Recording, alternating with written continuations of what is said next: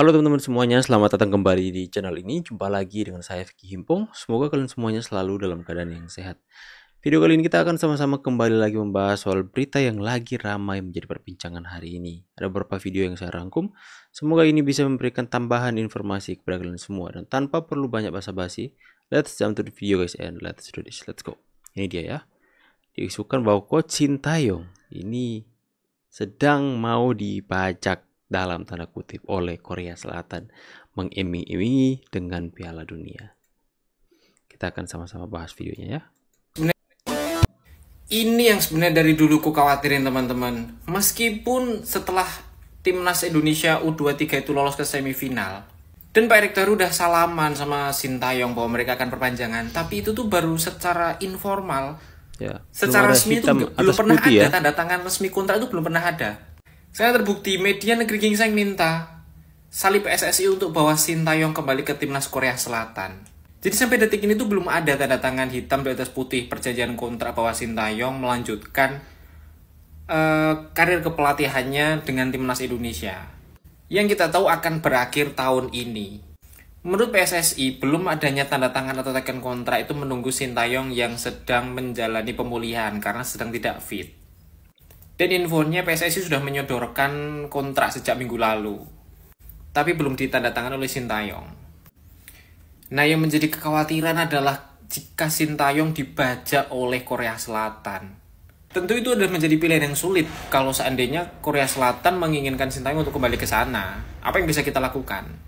Tapi dalam sebuah wawancara sebenarnya Sintayong pernah mengatakan bahwa sekarang ada namanya ESEN terkait dengan tanda tangan kontrak. Sekarang itu ada namanya ESEN. Jadi menurutnya tanda tangan bisa dilakukan di mana saja.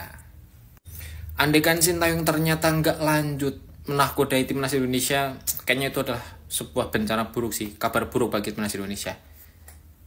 Yuk kita dukung PSSI dan kita mention Coach Sintayong biar terus menjadi nahkoda timnas Indonesia. Ya. Ini yang sebenarnya dari dulu. Teman-teman, menjadi kabar buruk untuk kita semua soal perkembangan timnas Indonesia dan kabar baik buat si Towel dan krunya. Ya teman-teman ya, akan sangat sedih. Makanya sekarang lagi tren timbul headset Sintayong please stay. Sintayong kami mohon tetap tinggal. Ya tentu saja Pak Erick Thohir memberikan klarifikasi bahwa dia nggak bisa melarang jika Sintayong mau mengambil keputusan untuk melatih timnas Korea Selatan. Kita tidak punya hak untuk menahan.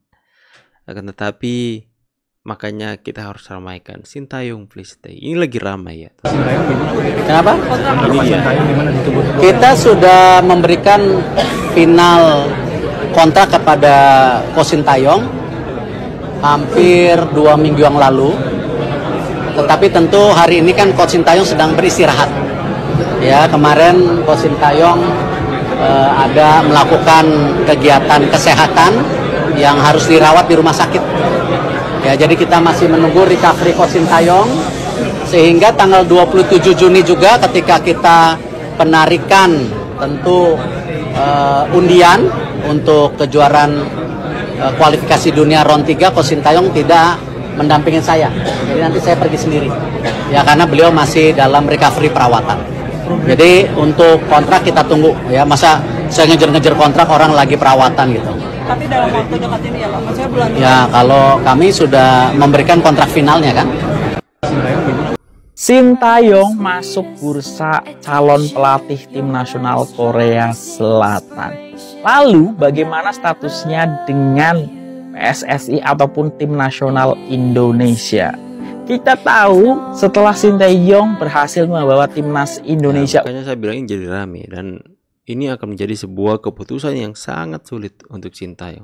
U23 lolos ke peringkat 4 Piala Asia. Pada saat itu kita tahu bahwa Bapak Erick Thohir dan STY ada kesepakatan verbal untuk perpanjangan sampai tahun 2027. Itu juga ramai diperbincangkan ataupun diberitakan media-media nasional. Nah, tetapi ternyata memang Sintayong ini belum tanda tangan kontrak ya, hitam di atas putih. Nah, jadi ini yang sebenarnya jadi acuannya. Jadi kita tahulah di dunia sepak bola, kalau belum tanda tangan ini semua bisa terjadi. Dan sekarang karena ada update dari media Korea Selatan bahwa STY ini menjadi salah satu. Nah, ini bukan isapan jempol ya, bukan berita yang simpang siur, tapi ini sudah dikonfirmasi dengan adanya media pemberitaan di Korea Selatan yang mengatakan bahwa Coach Sintayong ini menjadi salah satu kandidat yang akan menjadi pelatih Korea Selatan di Piala Dunia nanti. Satu kandidat calon pelatih tim nasional Korea ini jadi ramai. Nah, selain STY ini ada pelatih yang sekarang memegang Korea Selatan, kemudian pelatih Ulsan Hyundai, dan mungkin ada nama lain di luar Korea Selatan. Nah, ini menunjukkan bahwa memang Sintayong ini secara kualitas memang masih diakui sebagai salah satu yang terbaik. Sama juga popularitas Sintayong semakin hari semakin naik ya. Popularitasnya itu semakin cemerlang dengan Indonesia. Ada dugaan praktek nepotisme pemain FIFA. Jadi di timnas U16 ini kita harus waspada karena saya dengar info mempelajari, mengamati data-data, ternyata ada dugaan praktek pemain FIFA. Apa itu dan siapa? Ini saya mau kasih tahu.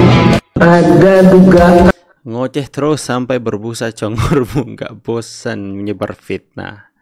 Bung Toel sebut ada dugaan pemain titipan di timnas U16. Padahal hari ini sedang ramai-ramainya dia dicurigai adalah seseorang yang sering memasukkan pemain titipan. Itu kecurigaan netizen, tapi seperti mau membalikkan fakta. Ya, seperti yang saya katakan, ini adalah sosok orang yang akan sangat bergembira dan berbahagia jika Coach Sintayong mengambil keputusan untuk melatih timnas Korea Selatan. Ini manusia satu ini yang akan sangat bahagia dan happy ever after. Bisa komentar, padahal belum tentu paham. Ketika STY memilih berapa pemain yang kemarin didaftarkan di 28, artinya dia harus percaya dengan semua pemain itu kan. Pelatih itu harus percaya dengan semua pemain itu. Artinya tidak bisa nasib pemain itu hanya tergantung kepada 1-2 orang pemain. Saya nggak bisa masuk ke dalam cara berpikirnya STY ketika dia memanggil lagi Nathan di situ. Padahal ada beberapa pemain lain yang mungkin bisa mengisi posisi itu. Saya kira nggak ada satupun negara yang begitu banyak orang yang bisa bicara sepak bola selain Indonesia itu. Saya jujur saja, Bung Toel itu salah satu pengamat yang menurut saya sampai sejauh ini punya isi. Hasil pengamatannya itu berisi. Tapi yang terjadi ketika kita mengkritisi, maka yang muncul adalah serangan-serangan yang membabi buta. Saya nggak ngerti kenapa gitu loh. Karena setiap kritisi saya tentu ada argumentasinya. Pemilihan pemain yang dilakukan Sintayong kan based on performance di mana-mana pun. Mereka berdua itu CS ya, makanya menjadi ramai di pembicaraan para pecinta sepak bola hari ini. CS Itu mereka mafia, saya dituduh tukang titip pemain, putra-putri saya diserang, istri saya juga diserang, keluarga saya diserang. Apakah Sintayong sebegitu dewanya? Maka ketika saya mengkritik Sintayong lalu semua berbondong-bondong menyerang saya. Poin yang menurut saya memprihatinkan, bagaimana kritik itu menjadi sesuatu yang seolah-olah tabu. Nah, kalau saya yang seorang mengkritisi, pertanyaannya, kenapa responnya efeknya begitu ekstrim? Kenapa saya katakan ekstrim? Kalau menyerang saya secara pribadi itu normal lah. Tapi ketika putra-putri saya diserang, istri saya juga diserang, keluarga saya diserang, lalu lo kritik, gua kritik balik, salahnya di mana? Pemain yang tadi disebutin Bung Toel dari Liga 1, kalau pelatihnya nggak pas kan belum tentu juga mereka bisa keluar kemampuan terbaiknya. Ya dilalah bersama Sintayong, ya bisa. Dia mungkin dari versi Sintayong, gue mau buktiin nih. Gue bilang, orang-orang bilang gue nggak mau pakai pemain-pemain Liga 1. Gue pakai nih pemain Liga 1. Bisa aja versi dia kan seperti itu.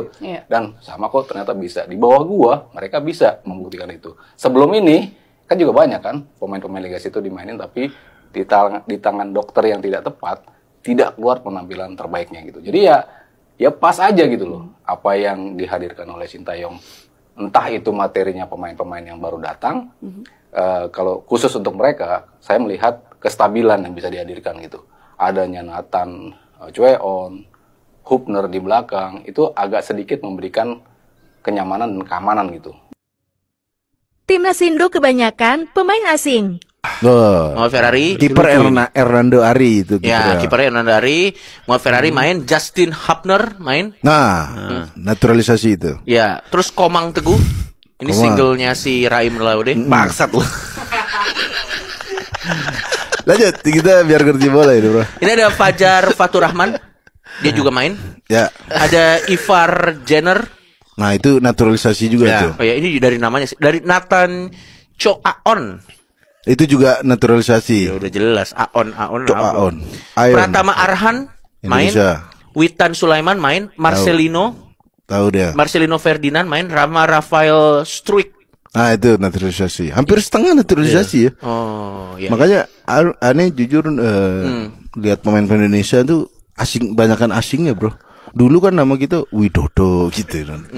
Cahyono gitu nama dulu. Sekarang Rafael Struik. Karena peningkatan skill lebih cepat kawin campur daripada pelatihan. Lama, bro. Pasti sini lama. Kalau kawin cecet udah gede nih anaknya bisa.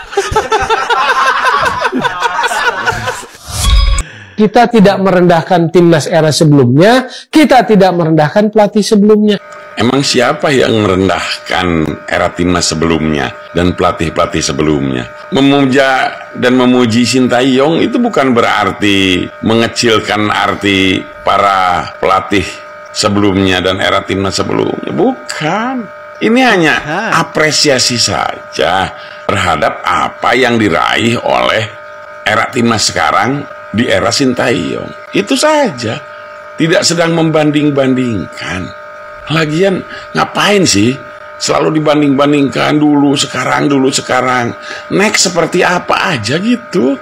Jadi jangan lalu diputer-puter apalagi dengan data statistik dan sebagainya. It's okay. Tapi sekarang masyarakat pecinta sepak bola di tanah air ini saat ini sekarang sedang menggandrungi Sintayong, tidak sedang merendahkan era timnas sebelumnya dan pelatih sebelumnya, tidak.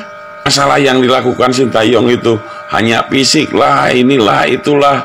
Era Sintayong itu banyak dibantu oleh inilah. Ya iya, semua juga mengakui.